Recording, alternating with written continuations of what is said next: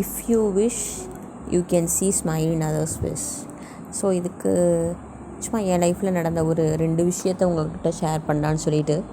So ஒன்று வந்து right today இன்றைக்கி நடந்தது. இன்னொன்று வந்து லாங் பிஃபோர். யூஸ்வலாக நான் அது பண்ணுறது. ஃபர்ஸ்ட் வந்து இன்றைக்கி என்ன நடந்ததுங்கிறத நான் ஷேர் பண்ணுறேன். யூஸ்வலாக இப்போது வந்து நிறைய ஹோட்டல்ஸ்லாம் பார்த்தீங்கன்னா பெரிய பெரிய நாட் ரொம்ப பெரிய ஹோட்டல், கொஞ்சம் மீடியம் லெவலுக்கும் மேலே, அப்பர் லெவலுக்கும் கீழே அந்த மாதிரி இருக்க ஒரு ஹோட்டல் பார்த்துட்டிங்கன்னா இந்த மாதிரி முன்னாடி வந்து ஒரு மணி தொங்க விட்ருப்பாங்க. எங்கள் சாப்பாடு பிடிச்சிருந்தது அப்படிங்கிற மாதிரி இருந்ததுன்னா ஜஸ்ட் உங்கள் விருப்பத்தை வந்து இந்த மணி ஓசை எழுப்பி எங்களுக்கு தெரிவிங்க அப்படின்னு சொல்லியிருப்பாங்க. ஸோ இந்த மாதிரி எத்தனை ஹோட்டலில் பார்த்துருக்கீங்க, யார் யார் பார்த்துருக்கீங்கிறது ஒரு லைக் போடுங்க. ஓகே, அந்த ஹோட்டல் நேம் சொல்ல வேண்டாம், நல்ல பிராண்டடான ஹோட்டல் தான். ஸோ அந்த மணி பார்த்திங்கன்னா ஒட்டடை அடித்து போய் இன்றைக்கி அப்படி இருந்தது.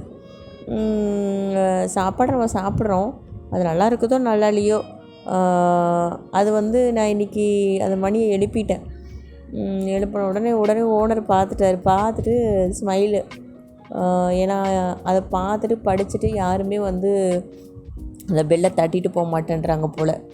நான் இன்றைக்கி பண்ணவும் அவருக்கு அவ்வளோ ஒரு சிரிப்பு. அதுக்கப்புறம் பின்னாடி வந்த ஒரு குட்டி பையனும் அது மாதிரி பண்ணனான்.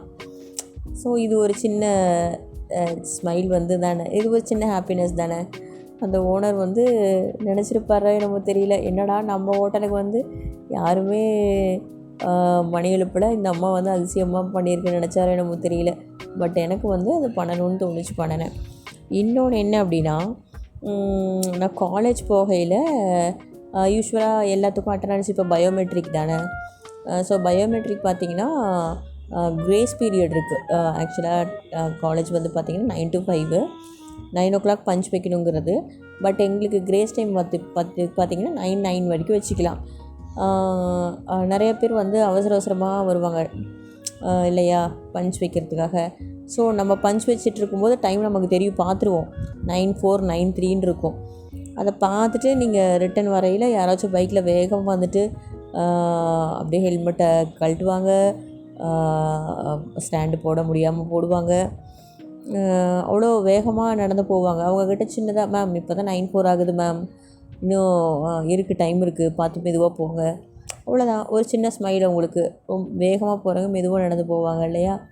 ஸோ இதை நான் யூஸ்வலாக பண்ணுறது. ஆனால் நிறையா பேர் இதை பண்ண மாட்டாங்க, ஏன்னு தெரியல. இந்த மாதிரி பண்ணி பாருங்களேன்.